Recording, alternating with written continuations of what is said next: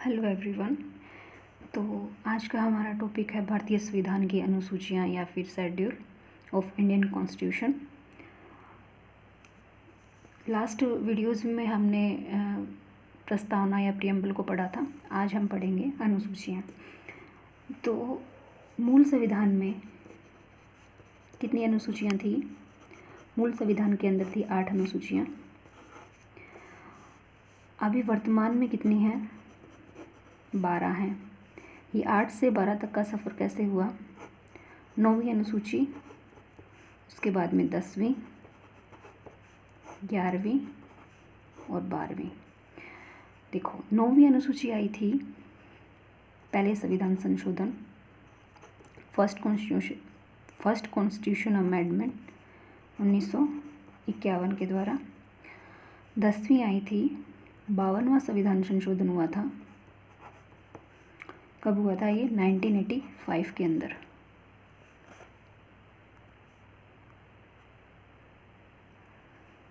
उसके बाद में 11वीं अनुसूची आई थी।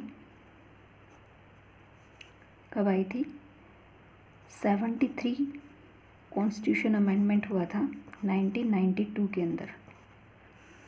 उसके बाद में 12वीं 74वां संविधान संशोधन 1992। ठीक है, तो आगे हम पढ़ेंगे 1 बाय 1, 1 से लेके 12 तक की अनुसूचियाँ। जो पहली अनुसूची है, फर्स्ट शेड्यूल, इसमें क्या है? किसी भी स्टेट या फिर यूटी की नेम और बाउंड्री बताई गई है। State and UT, union territory, जो केंद्र शासित प्रदेश हैं, उनका नाम, बाउंड्री। ओके, यानी कि किसी भी राज्य का क्या नाम है और उसकी बाउंड्री या सीमा किस राज्य या केंद्र शासित प्रदेश से लगती है। ठीक है। सेकंड जो शेड्यूल है, उसके अंदर क्या बताया गया है? जो वेतन भत्ते हैं, किसी पदाधिकारी को जो वेतन भत्ते मिलते हैं संचित निधि के ऊपर जो भारित होते हैं, उनका जिक्र सेकंड अनुसूची में किया गया है। तो संचित निधि पर भारित वेतन, संचित निधि पर भारित वेतन, इसके अंदर 2 चीज़ें आती हैं।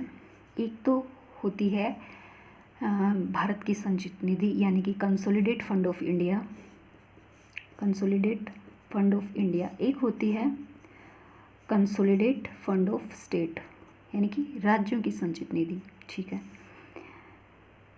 जो कंसोलिडेट फंड ऑफ इंडिया है, उसके अंतर्गत कौन कौन आता है? प्रेसिडेंट आते हैं, उसके बाद में राज्यसभा के सभापति,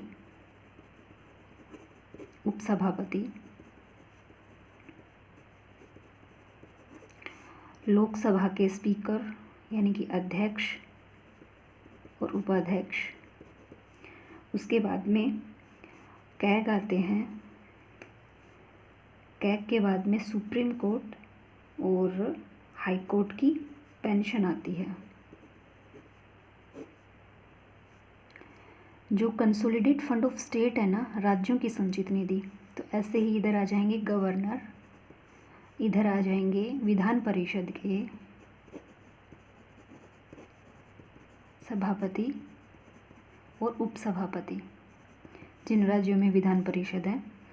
उसके बाद में विधानसभा के क्या आएंगे? अध्यक्ष और उपाध्यक्ष। ठीक है।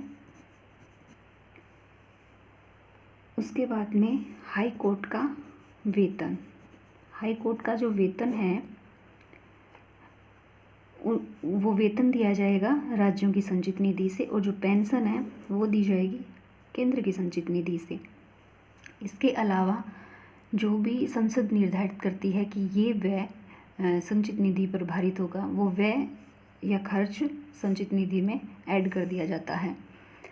देखो, एक बात आती है कि जो संचित निधि है, संचित निधि से पैसे निकालने के लिए जो भी पैसे, जो भी खर्च या फिर जो भी वेतन जो है वो अगर किसी संचित निधि पर भारित होता है तो उसके लिए संसद से किसी भी वार्षिक स्वीकृति की आवश्यकता नहीं होती है।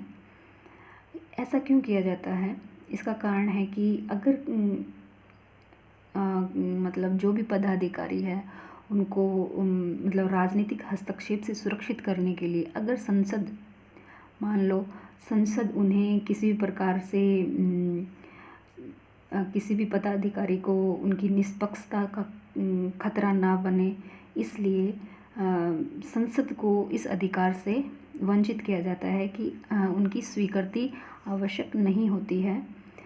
यह डायरेक्ट जो खर्चा होता है वो संचित निधि पर भारित होता है और वहाँ से ले लिया जाता है। अतः जो भी संवैधानिक पद हैं उनकी स्वायत्तता या ऑटोनॉमी को राजनीतिक हस्तक्षेप से सुरक्षित करने के लिए जो संचित निधि है उसको संसद से अलग रखा जाता है, ताकि जो भी कार्य है वो निष्पक्षता से किया जा सके।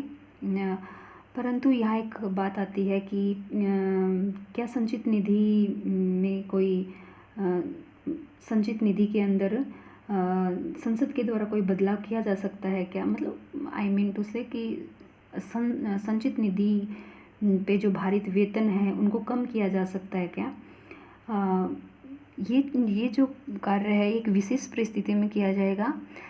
उसके अंदर आता है कि आर्टिकल 360 में क्या आता है, जो वित्तीय आपातकाल की स्थिति होती है, फाइनेंशियल इमरजेंसी जब आती है तब उस समय ही जो संचित निधि पर भारित वेतन है उसको घटाया जा सकता है, अन्यथा ऐसा नहीं किया जाएगा संसद के द्वारा। और ये भी घटाने का कार्य भी है ना,